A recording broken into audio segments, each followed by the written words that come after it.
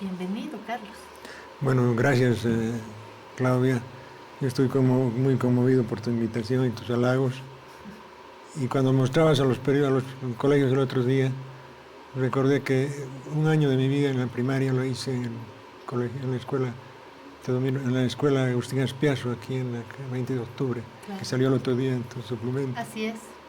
Y tuve un profesor, lamentablemente ya fallecido hace muchos años, Ranulfo Fernández, que nos introdujo, cuando quiero recordar lo más antiguo en la actividad periodística, me recuerdo de él porque... Él fue como que la semilla, Carlos. Fue el que puso la semilla y nos hacía hacer periódicos murales, redacciones, una gran vitalidad el profesor Ranulfo Fernández. Me acordé de eso cuando escuchaba este periódico. En fin, Claudia, estoy muy agradecido por tu invitación. Al contrario, no voy a dejar colgada mi pregunta sobre el amor. Carlos, ¿crees en el amor? Yo creo que sí. Sin el amor no podríamos existir, ¿no? Es la base, ¿no? Es un asunto vital para el género humano. Es verdad. Por eso digo también, más que periodismo independiente, prefiero hablar de un periodismo con compromiso, con amor, con el corazón bien puesto, ¿no? Y las ideas bien centradas también. Creo que eso es lo que hicimos siempre nosotros. Bueno, hay una especie de prehistoria que yo siempre señalo de mi actividad periodística. Es la militancia en la izquierda, en la Juventud Comunista, donde, bueno, pues hacíamos panfletos, hacíamos panfletería. El stencil era nuestra principal herramienta y sacábamos proclamas, comunicados, en fin, estábamos en esa guerra muy aguda a veces, sobre todo en la universidad. Cuando me fui al siglo XX intentando asumir esa actitud que asumieron muchos dirigentes sindicales, empezando de Simón Reyes, Huracán Ramírez, el propio Filemón Escobar. ¿Qué años eran, Carlos? Era el año 74. Yo había dejado de ser dirigente de la Juventud Comunista, porque ya no era joven además. Estábamos en plena dictadura de Hugo Banzer, ¿verdad? Sí. El sindicato del siglo XX todavía funcionaba y lograba cierta presión sobre la empresa para la contratación de personal. Por eso el sindicato me propuso, pero en la empresa empezaba la lista, cuando llegaba mi nombre lo ponían atrás otra vez. O sea que no hubo posibilidad de entrar a trabajar a la mina. Antes de hablar de la prehistoria, yo quiero ir todavía antes, que es a esta primera semilla, Carlos, de tus convicciones. No es común hoy que un periodista diga, bueno, yo he militado aquí, yo tenía estas ideas. No es común. Hoy siento lo que hacen muchos colegas, es decir, no, yo soy imparcial, objetivo, independiente, y como que niegan esta otra fase que creo que tenemos todos los periodistas, que es una lectura, una mirada de la política, de la economía, de la vida misma. Cada periodista tiene unos lentecitos con los que mira, con los que interpreta, y eso no impide hacer un buen periodismo. ¿Por qué no me hablas de tus lentes de la vida, de tus lentes ideológicos? Si has comenzado en el Partido Comunista o en la Juventud Comunista Boliviana, es que tenías unos lentes particulares. ¿Cuándo comenzaste a mirar con tu propia claridad, Carlos? Justamente cuando en el siglo XX, ante la imposibilidad de entrar a trabajar en la mina, los compañeros me propusieron trabajar en la radio. Los compañeros de Catavi, que además ni eran de mi partido, eran del partido de Lechí. ¿Qué edad tenías? Tenía 32 años. Muy joven. Era joven. Entré a trabajar a la radio y ahí empezó, sentí en carne propia esta transformación del panfletero al periodista. O sea, pero no quiere decir esto que abandone mi compromiso, mi emplazamiento desde el cual hago periodismo. Fíjate, me pidieron que haga las noticias nacionales. Entonces yo con el micrófono aquí, pirateando a Cruz del Sur, Altiplano, y redactaba las noticias nacionales para la radio. A los pocos días los dirigentes me dicen, queremos que hagas un editorial cada día. Y iba a leer un locutor profesional, pero yo escribía. Es decir, que tu inicio de vida como periodista se da en las faldas de una mina entre dirigentes. ahí comienzas a hacerte periodista. Exactamente. Así comenzó todo. Pero además sentí en carne propia como algo que me crujía en mi interior, de dejar de ser panfletero y ser periodista, que no implica abandonar una trinchera, abandonar. Por ejemplo, por eso te contaba que mi primer editorial, al pedido de los dirigentes, fue sobre la reforma universitaria. Había una violación flagrante de la autonomía, la universidad había sido cerrada casi 2 años y se estaba reorganizando mediante un decreto.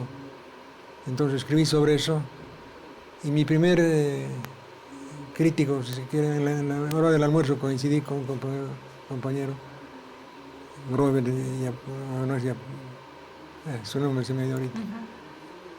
Y almorzamos juntos y cuando leyeron mi... Grover Cardoso, tal no, vez. No. Yapura, pero no es Grover Yapura. No, Yapura es más joven, ¿no? No es Yapura. él, pero además... Nos vamos a acordar. Nos vamos a acordar. Entonces, él murió en la sede de la Federación de Mineros el 17 de julio, por eso te contaba. Fue mi primer crítico, porque le dije, ¿qué te parece? Hay que darle más fuerte, me dijo. O sea, un poco los dirigentes sindicales vivían esa euforia en sus sindicatos, en la radio, que pese a la dictadura no lo pudieron apagar. Fíjate que por esos días el gobierno, que no podía silenciar a las radios mineras y a los sindicatos, envió una operación comando. A las 2, 3 de la mañana rompieron las 5 radios, las 4 radios locales, las destruyeron. Y ocurrió un fenómeno sumamente interesante. Los trabajadores mineros a las 5 de la mañana se levantan, comen, se alistan y salen a trabajar. Pero lo primero que hacen es prender la radio. Ese día prendieron Pío 12, no salía, La Voz del Minero no salía, 21 de diciembre no salía, Radio Yayagua, que era una radio pequeñita de la Junta de Vecinos de Yayagua, tampoco. Entonces, la gente salió a la calle y no se puso en la bocamina y se agrupó y salió en marcha. Gualberto Yapura. Gualberto Yapura, exactamente. ¿No? Entonces, esa masa de trabajadores decidió no entrar a trabajar. Nadie, ningún sindicato, ningún dirigente decretó huelga, fue una cosa espontánea. Y bajamos hasta Catavi y se sumaron los de Catavi. Y una huelga que duró 15 días y terminó con un rotundo éxito de los trabajadores. El gobierno se tuvo que comprometer a devolver las radios que había destruido, poner en libertad a algunos dirigentes que habían tomado presos. Y a los pocos meses tuvimos radios nuevas, mejores que las que habían destruido. Carlos, cuando entré a la universidad, estudié en la Universidad Católica la licenciatura, tenía un profesor de radio, Jaime Reyes, un profesor al que recuerdo con mucho cariño, y cuando repasábamos y aprendíamos y descubríamos la historia de la radio en Bolivia, aprendimos que la radio no fue un medio más. La radio en Bolivia, por esto que estás relatando, fue un medio vertebral en la historia de los medios en Bolivia. Y mi profesor Jaime Reyes me enseñó que la radio cuenta una parte fundamental de esta historia, de una reivindicación no solamente de los mineros, sino de organizaciones sociales que en ese momento estaban sufriendo los embates de la dictadura. Por esto estas imágenes que estamos viendo son una fotografía de este momento. Por eso cuando yo entro a la universidad tengo que leer la historia de la radio Pío XII. El padre Gregorio Iriarte tiene textos maravillosos con unos testimonios fundamentales para entender Bolivia. ¿Puedo decir, Carlos, que tu primera universidad como periodista fue la mina? Exactamente, yo creo que coincidimos, a esa conclusión quería llegar.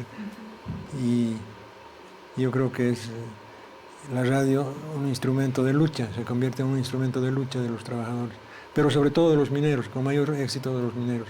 Inclusive movilizaciones inmensas a lo largo de todo el país se coordinaban vía radio, entraban radios en cadena, etc. Era una herramienta de la lucha de los trabajadores, la radio.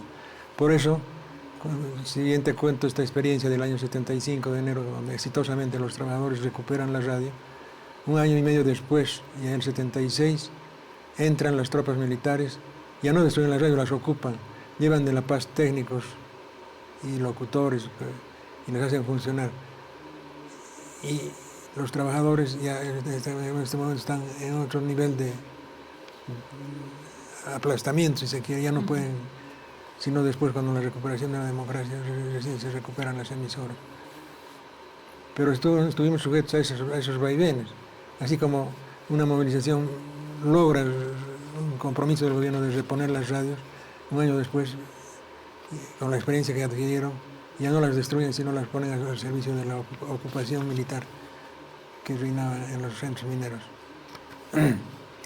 Carlos, has recibido una serie de premios. Estaba yo mirando en mi chanchullo, porque necesito un chanchullo. No estamos aquí solamente porque eres Premio Nacional de Periodismo 2023. Estamos porque has tenido un reconocimiento en el concurso latinoamericano de periodismo José Martí el 87 por un trabajo que titula Reportaje a la entrada del presidio, publicada en el suplemento Pueblo y Cultura el 86. Mérito sindical del Sindicato de Trabajadores de la Prensa. Te han distinguido también por el ejercicio de la docencia universitaria en la UMSA, en la Facultad de Ciencias Sociales y en la carrera de Comunicación. Has recibido la medalla Franz Tamayo al mérito profesional y a la creación intelectual de la Asociación de Periodistas de La Paz, el 98, el 2017. Te han rendido también homenaje en la Sociedad Boliviana de Escritores, junto a Rolando Costa Arduz, Néstor Taboada Terán. También fuiste miembro del Tribunal de Honor de la Asociación de Periodistas de La Paz. Medalla Adela Zamudio a la trayectoria profesional el 2022. Es decir, sí se ha reconocido el trabajo no solamente como periodista, como historiador, como intelectual, como profesor, como formador, como militante también.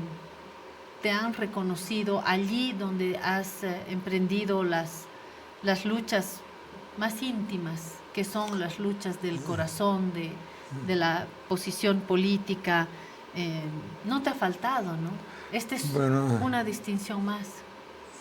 Sí, y en realidad mis aportes creo que son tremendamente modestos, no creo que sean grandes cosas. Yo me he sentido abrumado de formar parte de una lista donde están los gigantes de la cultura boliviana como Luis Ramiro Beltrán, Ana María Romero de Campero, Mariano Bautista con su alud de publicaciones. Tan trabajador Mariano, ¿no? Gran trabajador. Tan ordenado. Y otros como Andrés Solizada, que no estuvo en los gremios ni obtuvo premios, pero que marcó profundamente al gremio periodístico con una posición avanzada, patriótica. O sea, frente a semejantes celebridades me siento un poco como abrumado, podríamos decir así.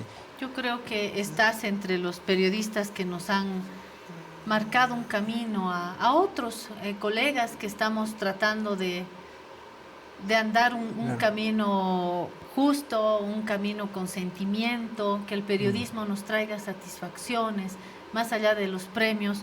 Supongo que el trabajo cotidiano, la posibilidad de escribir un reportaje, de hablar frente a un micrófono, de conducir un programa, de poner un punto final al libro, supongo que ahí están tus grandes satisfacciones, ¿no?, a lo largo de estos años. Claro, es la producción.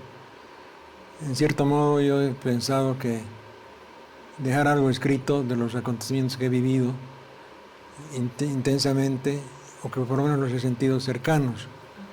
De ese modo es que, por ejemplo, tengo un libro sobre la fuga de los presos políticos de la isla de Coati. En Coati, sí. Un lindo texto. Es un texto corto, yo lo leí, pero es un relato sabroso, porque además uno se entera de este episodio tan singular, ¿no?, en la historia última. Que además no fue cubierto prácticamente por los medios. Los presos políticos llegaron a Yunguyo como 70 de ellos, y estuvieron 3 o 4 días en Yunguyo para organizar su pedido de asilo y todo eso. Ni un solo reportero de La Paz fue a Yunguyo. Las noticias que se publican en el diario y en Presencia vienen de Lima, y son de las agencias de noticias, AP, France Press, y ni un solo colega, bueno, los medios estaban acobardados, estaban arrinconados, practicando la autocensura. Ningún medio fue capaz de mandar un reportero a Yunguyo. Entonces, eso te demuestra que el periodismo tiene que dar su batalla constantemente. Yo en ese sentido reivindico mi condición de periodista porque algunos, historiador, para empezar yo me cuido de los que tienen y no tienen título, el escándalo que hubo, te acordarás, ¿no? Así es. Del que sabemos. Así es. ¿No es cierto?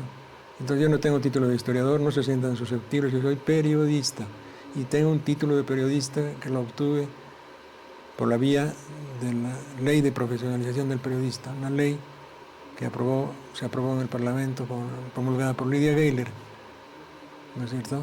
Hay un cartón, pero sobre todo el periodista se hace haciendo periodismo. Así, ¿no? Exactamente. Pero habíamos, mayoritariamente, ahora creo que ha disminuido la relación, pero antes mayoritariamente los periodistas proveníamos del área empírica, no había formación. Así es. Ahora no quiere decir que nos hayamos quedado estancados en el área empírica. En el caso mío, por ejemplo, no obstante venir del área empírica, he procurado vincular al periodismo con la parte académica. Y por eso he sido docente, invitado, ¿cierto? Pero en total llegué a estar 15 años de docente universitario, vinculando lo académico con lo empírico, ¿no? Qué linda que es la vida del periodista, creo que es una buena elección. A veces yo me pregunto por qué no me dediqué a la música cuando recibo acá grupos, cuando recibo compositores, cuando recibo a personas que me hacen vibrar con una guitarra, y ahí digo, mi próxima vida creo que me voy a dedicar a la música, pero en verdad el periodismo nos trae grandes satisfacciones, una página en blanco cada día. Mi papá, periodista deportivo, sin título, orgullosamente sin título, porque lo ha hecho aprendiendo con el periodismo mismo de cada día. Decía que los periodistas rendimos examen todos los días. El periodista está frente a una página en blanco, frente a un examen que hay que pasar cada día, ¿no? Pero no pocos se aplazan también, ¿no? Es verdad. Sí. Es verdad. Sí. Yo noto que hay una camada de jóvenes periodistas ahora, quizás que están muy repartidos en muchas cosas, no profundizan nada, improvisan y se equivocan muy frecuentemente en los datos. Hay una especie de choque entre lo que uno dice y lo que el periodista recoge. Me ha ocurrido frecuentemente, ¿no? Es verdad. En una entrevista uno puede hacer mentir al entrevistado, ¿no? Con puras citas, con puras comillas, uno puede hacer decir lo que no dijo, y esa es una de las críticas que tenemos. Por eso el desafío es también. elevar la calidad del periodismo constantemente. Y eso se va por la vía de la formación individual. Tiene que haber un esfuerzo individual.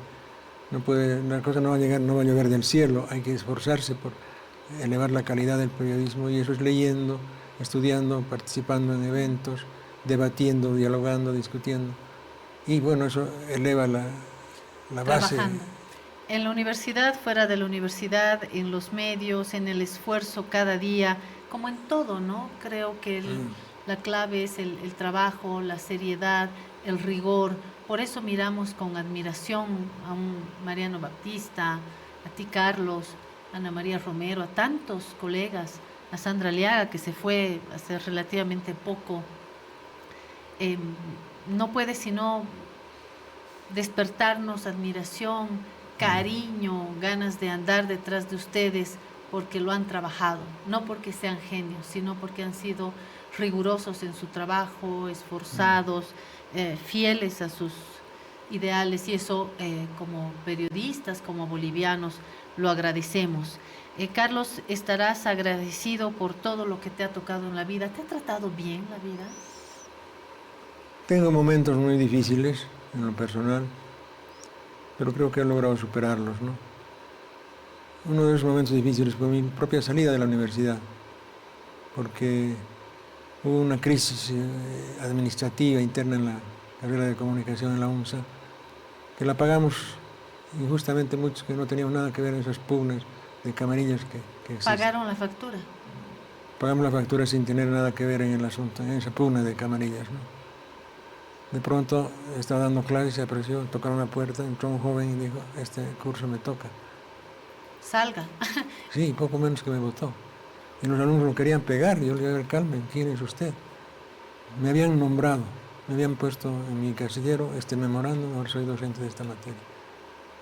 Los alumnos hicieron huelga de hambre, se movilizaron todo, pero no lograron cambiar ese panorama y querían que yo vuelva en la misma condición, como invitado, con el título de periodista en provisión nacional, con el título de especialista en periodismo avanzado de la Universidad Andina, con el propio diplomado que da la universidad para ejercer la docencia. Tenía 3 títulos.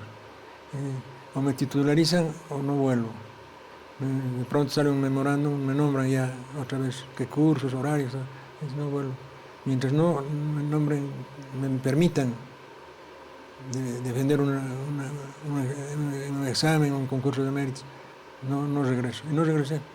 Eso me dolió mucho. ¿Hasta hoy no volviste a dar clases en la UNSA? Claro, me han invitado en veces, yo he ido, por ejemplo, la última vez que he ido a hablar del tambor Vargas, que es una de mis campañas actuales, ¿no? Rescatar la imagen del gran guerrillero de la independencia. Tenemos un diario de 10 años de luchas, relatado por Tambor Vargas. En fin, frecuentemente me invitan, o me invitaban, ya los problemas de salud ahora me impiden un poco participar, pero siempre que puedo voy a dar refuerzos a los colegas que están, a los docentes que están ejerciendo. Sin embargo, en el balance al final de ingresos, egresos, ¿te sientes satisfecho, Carlos?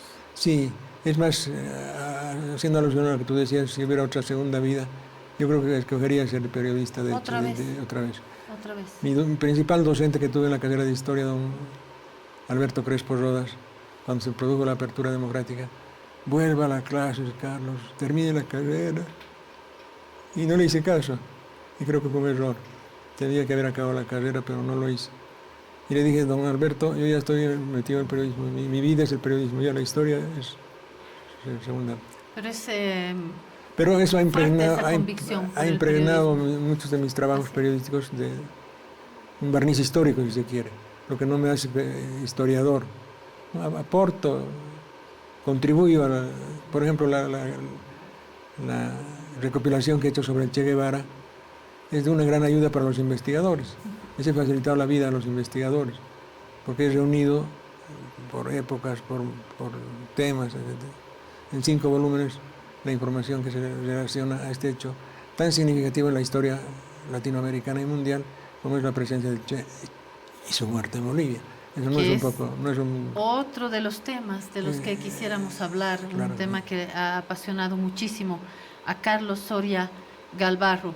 Pero me parece fundamental en este momento de la charla que el periodista, con todas estas distinciones, hoy Premio Nacional de Periodismo, diga, en una siguiente vida voy a volver a ser periodista. El país, creo, estaría feliz, contento de que tengas 10 vidas más y que en las siguientes 10 vidas más vuelvas a ser periodista.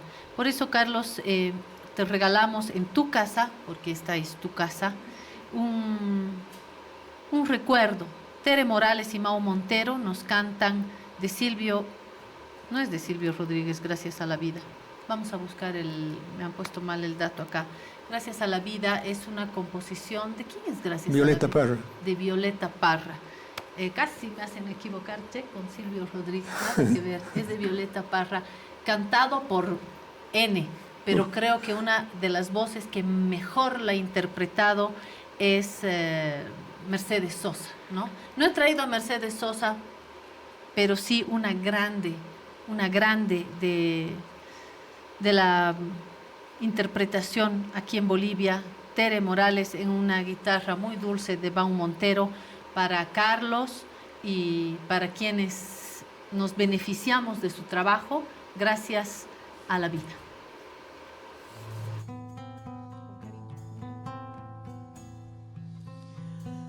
Gracias a la vida que me ha dado tanto, me dio dos luceros que cuando los abro perfecto distingo lo negro del blanco y en el alto cielo su fondo estrellado y en las multitudes el hombre que yo amo.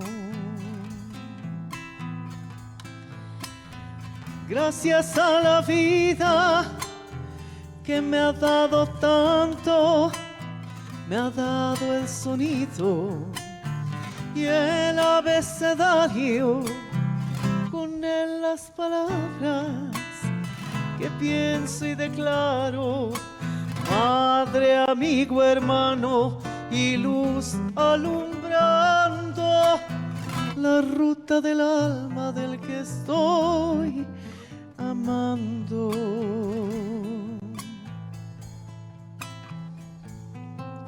Volver a los 17 después de vivir un siglo es como descifrar signos. Recordábamos a Tere Morales y Mao Montero con este pedazo de Gracias a la vida. ¿Qué le agradeces a la vida, Carlos? ¿Qué es lo que más le agradeces a la vida? No sé, quizá el vivir en Bolivia, en este país,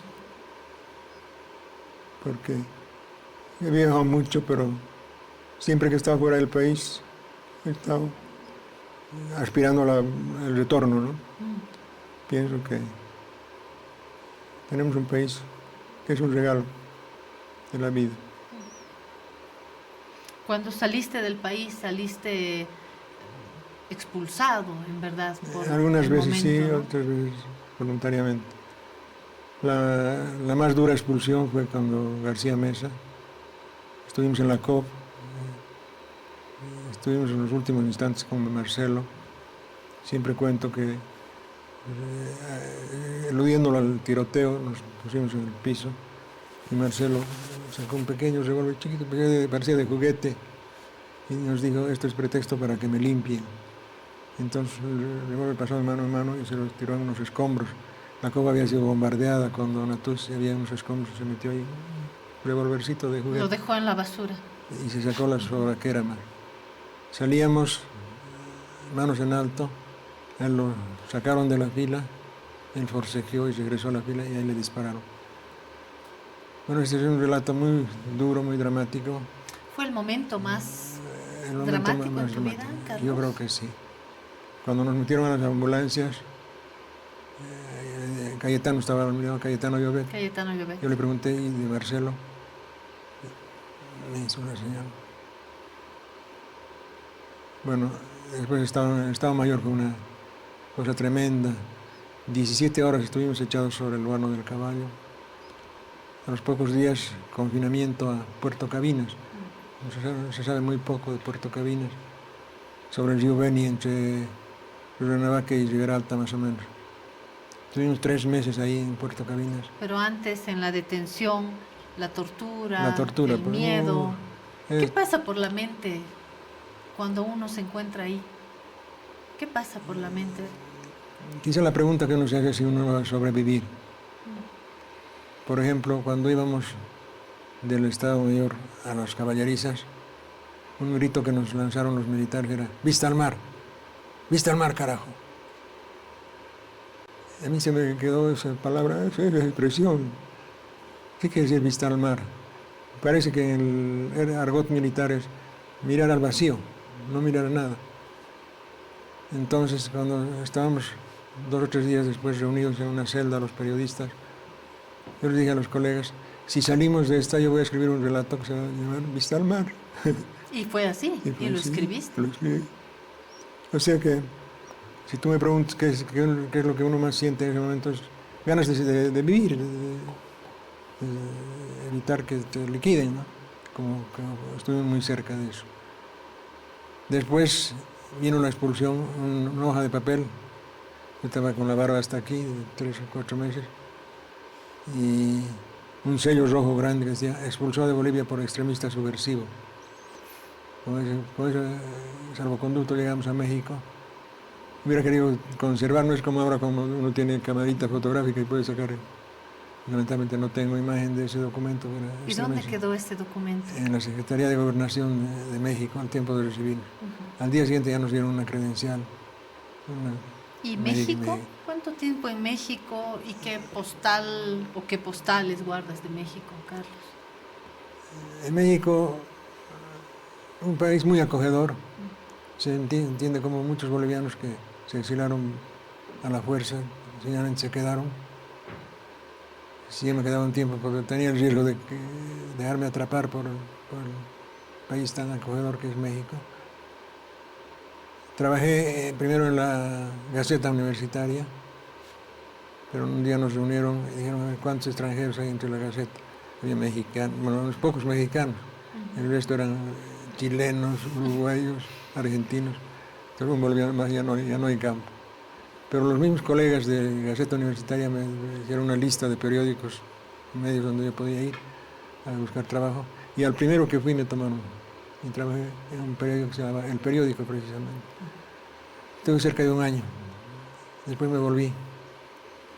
¿Qué año volviste a Bolivia? En el 81. 81. Así. Que tampoco la cosa estaba... Claro, ya García Meza había ido, pero estaban las secuelas del régimen militar, Torrelio pero... Y la masacre de la calle Harrington, la cosa no estaba tan bien por acá, ¿no? Estaba durísima, sí. Pero, a propósito, cuando se han hecho listas de reparación y todo eso, los abogadillos que forman parte de esa comisión, ¿cuándo ha regresado al país? En octubre, noviembre del 81. ¿Dónde está su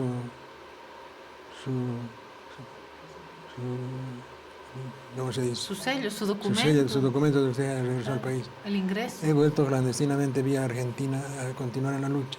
No entienden. No te hacen valer. Para ellos no he estado exilado.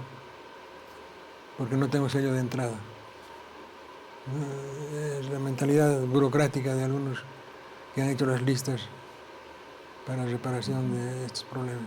La mala fe también puede... Mala fe, porque parece que alguien opinaba que no había que hacer ese trabajo de recuperación de listas, nombres y periodos en los que se ha reprimido a la gente, pero bueno, eso pasó. En tu otra faceta está tus páginas dedicadas al Che, y cuando se habla del Che y sobre todo del Che en Bolivia, tu nombre es un paso ineludible porque has dedicado mucha atención, muchas horas, mucho trabajo, mucho rigor. Otra vez son numerosas las publicaciones sobre el Che. Hablemos de Carlos y el Che. Es un tema aparte, ¿no? Sí, es un tema aparte, aunque siempre les digo a los colegas que no quisiera que se me recordase en el futuro solo por ese tema, porque no es el único tema que he tratado. Es verdad. Se hablaba hace un rato de la fuga de los presos políticos de Coati, pero hay que ver también el libro que escribí sobre la expulsión de Klaus Barbie de Bolivia. Así es. Que fue admitido, arrimado a la documentación en el juicio de responsabilidad por la Corte Suprema. Y para los interesados tenemos algunos títulos, ¿no? Bueno, Coati, 1972, Relatos de una fuga, un texto breve, muy bien narrado. Ahí está el periodista que sabe poner en relato. Pero por supuesto, Campaña del Che en Bolivia, Andares del Che en Bolivia, Guevara, Historias y otras publicaciones en revistas, en fin. Pero el personaje del Che te ha llamado, el personaje del Che atrae tu atención. ¿Es una atención así del historiador, del periodista, o hay cierta fascinación en Carlos por el Che Guevara? Yo creo que hay algo de eso, pero prima más bien el rigor. Recuerdo cuando Paco Ignacio Taibo presentó en la Feria del Libro en La Paz su libro, me tocó comentar. Yo dije que me parecía que el autor había sido, en cierta manera, fascinado por el personaje. Y el hombre, cuando le tocó el turno de hablar, dijo: pero Carlos, ¿acaso no es fascinante el Che? Y obvio, me ha fascinado. Entonces, hay que admitir que es un personaje entre los más destacados de estos últimos 100 años, como Así que es. aparece. Los grandes personajes, los entre grandes los personajes. grandes del mundo, ¿no? Y no es que se haya creado artificialmente un mito, tiene muchas condiciones personales, y además contextos en los que se desenvolvió, que conducen hacia primero que convierte en una leyenda, después en un mito, ¿no? Ahora, ¿por qué me he ocupado del tema? Primero porque he vivido de cerca los acontecimientos, como generación, pero además conociendo algunos entretelones en los que estaba involucrado el PC y la Juventud Comunista. O sea, hay esa primera vinculación con los hechos. Una segunda vinculación es que conocí a casi todos los bolivianos que murieron en la guerrilla, algunos muy cercanos, muy fraternos, muy entrañables compañeros como Aniceto Reinaga, Antonio Jiménez, Walter Arancibia, los tres a los que dedicamos conversaciones imaginarias en el último libro que he publicado. Entonces, yo sentía, a los pocos años ya de conocido el acontecimiento, que la imagen, por supuesto, aplastante del Che, obnubilaba, digamos, el Che nada más, y hacía desaparecer El resto. al resto. Es que era una imagen muy fuerte, ¿no? Es una imagen muy fuerte, por eso las primeras cosas que escribo son notas biográficas sobre estos compañeros, intentando rescatar información sobre por la participación boliviana. Eso me fue agarrando y poco a poco, en la medida que mi afición por la historia venía desde la universidad con Alberto Crespo y todo eso, fui recogiendo. Tenía una cajita donde guardaba, una cajita de cartón. Hablando de guerrillas, ¿qué imagen tienes de Teoponte, Carlos? A tal punto que varias veces yo me he negado a seguir la investigación hacia Teoponte. Menos mal que Gustavo Rodríguez hizo un monumental trabajo. El historiador también, ¿no? Él es economista e historiador, pero con formación de historiador. Rodríguez Ostria, ¿verdad? Rodríguez Ostria. Yo me he resistido a entrar porque me pareció una cosa demasiado lacerante, una masacre, una aventura a cierto punto irresponsable. En fin, hay muchas cosas que se puede decir Teoponte, pero que lo rebajan en su calidad de acontecimiento. Pero uno encuentra también en estos documentos una otra historia de Bolivia. Hay un diario, el diario de Néstor Paz, en estos días donde uno repasa su lectura, sus principios, sus posicionamientos, entre su ser revolucionario, su ser cristiano también, la historia de amor con Cecilia Ávila, ¿verdad? De Néstor Paz y Cecilia tienen una gran historia de amor.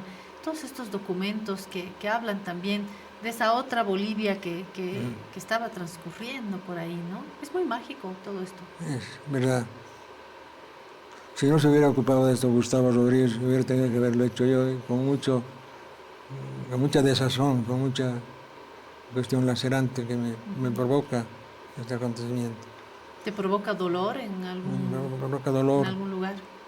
Y me provoca además rabia, porque eran vidas sacrificadas inútilmente, en gran parte. Eso. En todo caso, volviendo a lo de Ñancahuazú, te contaba que en una cajita iba reuniendo todos estos materiales. Vino la represión del 71 adelante, y yo con mi cajita de aquí para allá guardando para que no se porque en mi casa fueron 2 o 3 veces, se llevaron cajas de libros y todo, dijeron que era armamento, eran libros, eran papeles que yo recopilaba. Entonces estos de la cajita del Che se salvaron de un pelo de una casa que tenía, un refugio que tenía por ahí. Un día sábado mandé a mi mamá que estaba en La Paz, unos días, y fue y recogió la cajita. A los 2 o 3 días se cayó la policía de esa casa, o sea que hubiera perdido todo lo que había acumulado en años. Hiciste bien en llevar la cajita, calle arriba, calle abajo. Sí, pues. Y gracias a la arriesgada operación de mi madre, mi viejita ya, sacó la cajita y salvó sus documentos. Bueno, cuando hubo ocasión, entonces fui reuniendo, catalogando todo ese material. Me di cuenta que además había una ausencia en los grandes libros que se comenzaban a escribir sobre Che, sobre todo las grandes biografías en torno a los 20, 30 años de la vida del Che, que la parte boliviana estaba siempre maltratada, mal ubicada, con errores, con fallas, con ausencia. No se conocía la parte boliviana. Y por eso un poco mi especialidad es el Che en Bolivia, no es el Che en general, no es la biografía del Che, sino la parte boliviana del Che, el Che boliviano, si se quiere. Y llenando huecos, llenando los huecos de información. De información que se notaba en las publicaciones. Por eso casi los grandes historiadores actuales mandan sus libros y me dedican cuán de útil les ha sido conocer la parte boliviana a través del trabajo que yo he hecho, ¿no? Que es una recopilación de materiales sobre, primero el diario, pues sobre la muerte del Che, sobre la relación con el Partido Comunista, sobre los otros diarios que hubieron, son como 5 diarios, no solamente el del Che, y finalmente una recopilación del pensamiento boliviano sobre el Che, incluido lo que pensaban los militares, lo que pensaba Obando, Torres, el propio Barrientos, en fin. Por eso tiene ese rigor de ser lo más completo posible y atrajo la atención de La Razón para la segunda edición que hicimos aquí. O sea, mi vínculo con La Razón viene de bien lejos, inclusive con otros tipos de orientaciones. Así es. Pero con otras direcciones, con otros propietarios, ¿no? Exactamente. El vínculo periodístico es el que no se ha roto con La Razón todo Así el tiempo. Hay una historia aquí con La Razón. El Che ha partido aguas, el Che sigue siendo un punto de debate, el Che separa aguas, creo que no es suficiente lo abordado y hay todavía una tarea pendiente, está en tus manos, en las de otros jóvenes que seguramente seguirán investigando para contar la historia completa. En todo caso, el Che me lleva también a Cuba, Cuba me lleva a Silvio Rodríguez y Silvio Rodríguez me lleva a La Masa y tu pareja ha elegido La Masa para hacer una pausa. ¿Hacemos una pausita musical con La Masa? Si no creyera en la locura de la garganta del sinsonte, si no creyera que en el monte se esconde el trino y la pavura, si no creyera en la balanza,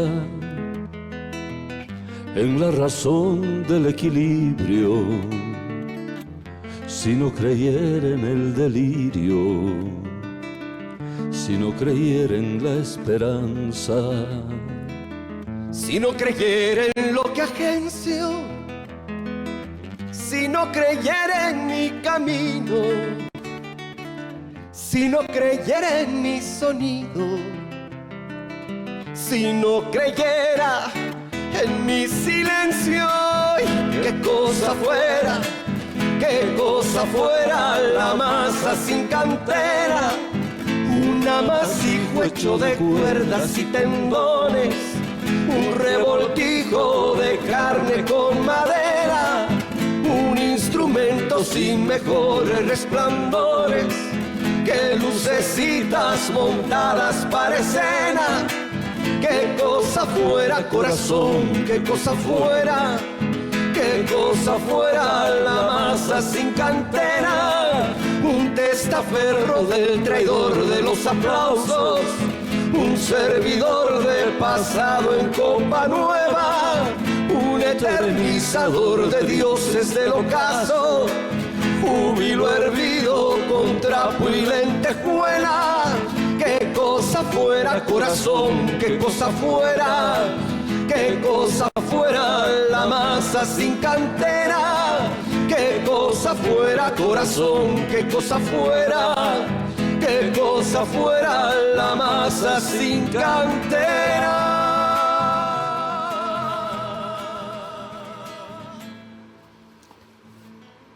Eligió tu pareja. Qué linda interpretación, linda canción. La canción y la interpretación también muy buena. Lindas, ¿verdad? Y esas dos voces me gustan muchísimo combinadas. ¿Qué canción guardarías en esa cajita si pudieras poner unas canciones en una cajita? ¿Qué canciones pondrías en esa cajita? Y la principal creo que es la que tú elegiste, Gracias a la vida, ¿no? Es linda, ¿verdad? Gracias a la vida. Muy linda. Muy conmovedora, además te llega al alma, ¿no? Es verdad. Así que no he sido muy aficionado a la música, tengo mis lagunas. Alguna vez discuto con Beatriz sobre Pink Floyd, sobre los Beatles, porque no los conozco mucho. Porque en ese tiempo estaba muy de moda, yo estaba haciendo una revolución o haciendo otras cosas. Y no siempre... La revolución tiene muchas canciones también, Carlos. Ah, sí, es verdad, Y mucha poesía. es ¿no? verdad. Las revoluciones van acompañadas también de esa otra creación, porque toda lucha se hace con el corazón también. Hablando de lo que sale del corazón, nosotros como parte de la razón estuvimos buscando con sentimiento también una bonita foto de Carlos Soria Galvarro cuando nos enteramos de la noticia del Premio Nacional de Periodismo. Aquí tus colegas comenzaron a buscar y me trajeron algunas opciones y yo me quedé con una foto. No hay un montón, porque eres una persona muy modesta. No hay una cantidad enorme de fotografías y elegí esta. Quiero mostrarles la fotografía. Esta fue la tapa, así quedó en la portada. Así quedó en la portada que deja en la hemeroteca, pero esa es la fotografía completa. ¿Y por qué la elegí? Mi colega Miguel Gómez me decía, pero Claudia me decía, aquí se hace foco en el aptapi, aquí se hace foco en lo que está al centro, es el aptapi, y Carlos está como a un lado. Y yo le dije, por eso mismo, creo que esta fotografía retrata la posición de Carlos, el lugar donde le gusta estar, no al centro. Está ahí, a un lado, está observando, está siendo testigo de... A mí me gustó esta foto. ¿A ti, Carlos? A mí también me gustó mucho, primero porque fue sacada por Vika y segundo, Que está aquí presente. se exalta nuestro vínculo con lo local. Hemos estado 7 años armando de la Radio Sur Agricultura. Hemos hecho periodismo local, nuestra radio local, comunicación local. Y eso nos ha vinculado muy estrechamente a la zona, al lugar. Y fuimos el Día de Todos Santos, como es tradición, en el cementerio de Palomar. Se concentra la mayor parte de la atención. Por alguna razón Palomar se ha destacado siempre por eso. Con la intención de estar un rato, pero después nos hicieron quedar al Aptapi, participamos del Aptapi. Y ahí se le ocurrió sacar la foto a Beatriz. A quien hay que darle un premio de fotografía. Es una foto muy linda. Es una fotografía muy linda. Curiosamente, en la Aptapi, por tradición, primero comen los hombres y después las mujeres. Algo que no deja de sorprendernos, pero bueno, es así. Carlos, ¿con qué te quedas? Con la etiqueta de periodista, eso ya quedó claro. Entre historiador y periodista, con la etiqueta de periodista. Y dentro del periodismo te quedas con la radio, con la televisión, hiciste televisión también, con el periodismo escrito, tienes una amplia experiencia en distintos medios. ¿Con qué parte, con qué rama, con qué brazo del periodismo te quedarías? Yo creo que me quedaría con la prensa escrita, pero no aislada, sino como parte, en una medida lo que está haciendo ahora La Razón. vincularse a la televisión, a la radio, porque esa es la respuesta ante el desafío que tenemos de la tecnología, que es muy fuerte y que está afectando ya a muchos medios, a la concepción empresarial que se tenía antes, muy estricta, muy cerrada. La respuesta ante la tecnología es la combinación y la parte más creativa del periodismo, sin dejar de ser seria, sin dejar de ser investigativo. Tiene que aportar creatividad para enfrentarse al desafío sobre todo de la tecnología. Entonces, prensa escrita, pero combinada con todos los medios, incluido obviamente Internet. Mira lo que dice sobre el Che, por ejemplo. Creamos una página web que tiene más de 200.000 visitas ya, chebolivia.org, donde está todo el material que se ha producido sobre Che y además gratuitamente se puede descargar. O sea, con la tecnología nos estamos ayudando a difundir lo que inicialmente solamente es texto escrito. Esto muestra, Carlos, que eres un periodista del ayer, un periodista del hoy y un periodista del mañana también, y lo agradecemos muchísimo los colegas que te seguimos y que te agradecemos también todo ese trabajo que ordenadamente, con rigor y con trabajo nos dejas a periodistas y no periodistas. 12:01, nos tenemos que ir y yo solo tengo que decir gracias, Carlos Soria Galvarro, por todo lo que has dejado como huella en el periodismo, en el trabajo como historiador, en tu trabajo como militante, como hombre de izquierda, que eso no nos queda la menor duda, como boliviano amante de su país, como periodista que va a seguir siendo por siempre periodista.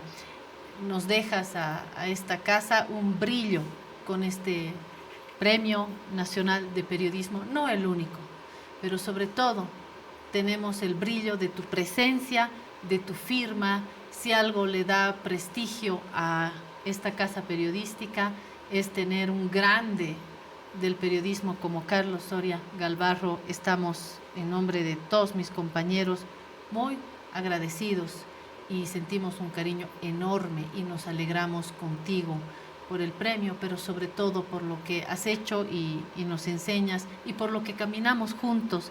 Carlos, ha sido para mí una hora muy especial. Muchas gracias por esta hora. Gracias, Claudia, tantos halagos que me conmocionan. Y un saludo a todos los colegas que trabajan en esta casa radial. Gracias, Carlos.